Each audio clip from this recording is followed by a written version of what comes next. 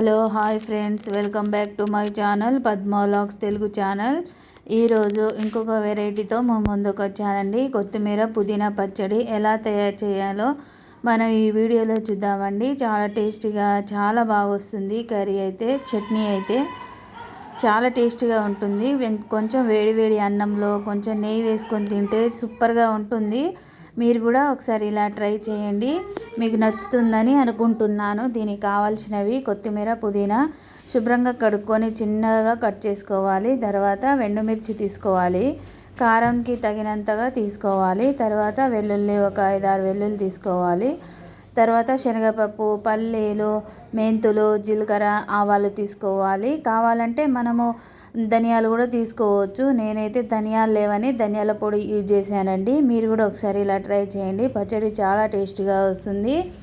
తర్వాత ఒక 2 table spoon నూనె వేసుకొని తర్వాత మనం తీసుకున్న తాలింపు దినుసులన్నీ వేసుకోవాలి. ఇవి దోరగా వేయించుకోవాలండి. చాలా బాగా వస్తుంది కర్రీ అయితే, చాలా టేస్టీగా వస్తుంది. ఇలా దోరగా వేయించుకున్న తర్వాత మనం ఎండుమిర్చి తీసుకున్నాం కదా, 1 కప్పు, అది కూడా వేసుకోవాలి. మీరు కారాన్ని బట్టి వేసుకోవాలండి, అలా అయితేనే బాగుంటుంది. కావాలంటే మన ఛానల్కి వెళ్తే చాలా వెరైటీ వీడియోస్ ఉన్నాయి, ఒకసారి చెక్ చేయండి. నాంపల్లి ఎగ్జిబిషన్ షాపింగ్స్ కూడా ఉందండి, ఒకసారి వెళ్ళి చెక్ చేయండి. తర్వాత మనకి ఒక 5-6 ఎండుమిర్చి వేసుకున్నాము. ఇవి చాలా టేస్టీగా వస్తుందండి.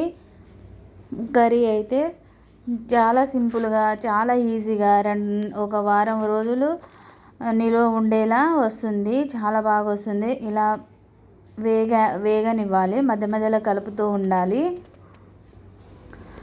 బ్రౌన్ కలర్ వచ్చేంత కలుపుతూ ఉండాలండి. అలా అయితేనే చాలా బాగా వస్తుంది. ఒకసారి మీరు కూడా ఇలా ట్రై చేయండి.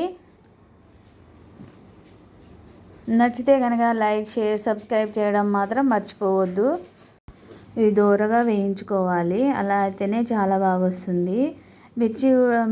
ఎండుమిర్చి కూడా దోరగానే రావాలండి, ఇలా అయితేనే బాగుంటుంది. తర్వాత పక్కన తీసేయాలి. తర్వాత ఒక 5-6 టేబుల్ స్పూను తీసుకొని తర్వాత కొత్తిమీర, పుదీనా వేసుకొని నీళ్ళు అంతా ఇగ్గేంత వరకు వేగనివ్వాలి. అలా అయితేనే నిల్వగా ఉంటుంది పచ్చడి, లేకుంటే ఖరాబ్ అవుతుందండి. ఒకసారి ఇలా ట్రై చేయండి, చాలా టేస్టీగా వస్తుంది.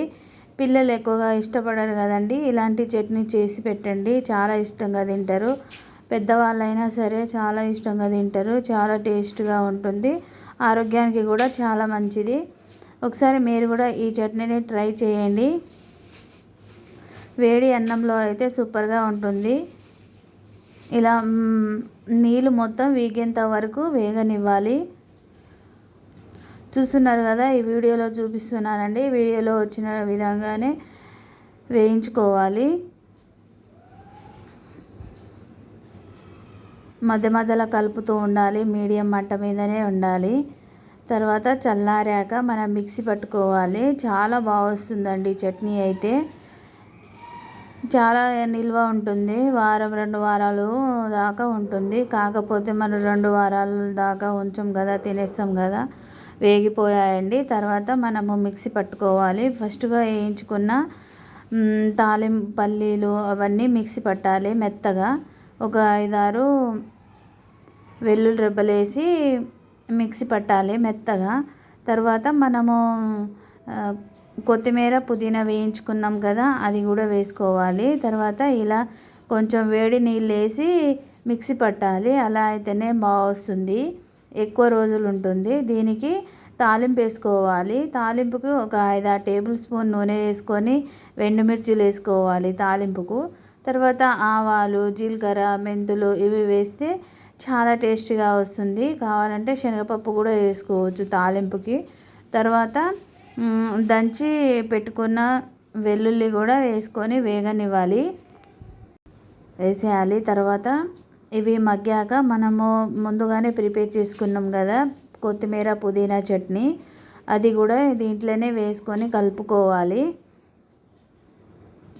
ఇవి పచ్చి వాసన అంటే కొంచెం నీళ్ళు లాగా ఉంటుందండి. అది వీకేంత వరకు ఒక 5 మినిట్స్ వరకు కలుపుతూ ఉండాలి. అలా అయితేనే ఇంకా ఎక్కువ రోజులు వస్తుందండి చట్నీస్ అయితే. కొత్తిమీర పుదీనా ఆకుకూర చట్నీ కదా, చాలా బాగా వస్తుంది. ఒక 5 నిమిషాలు కొంచెం పసుపు వేసి ఒక 5 నిమిషాల వరకు వేగనివ్వాలి. మధ్యలో ఇలా కలుపుతూనే ఉండాలి. కాకపోతే చాలా టేస్టీగా వస్తుంది, చాలా రుచిగా కూడా వస్తుంది. మనము కొద్దీ తినాలనిపించే కొత్తిమీర పుదీనా చట్నీ అండి. నచ్చితే లైక్, షేర్, సబ్స్క్రైబ్ చేయడం మాత్రం మర్చిపోవద్దు. మరిన్ని వీడియోతో మీ ముందుకు వస్తూనే ఉంటాను. అందరికీ సంక్రాంతి శుభాకాంక్షలు.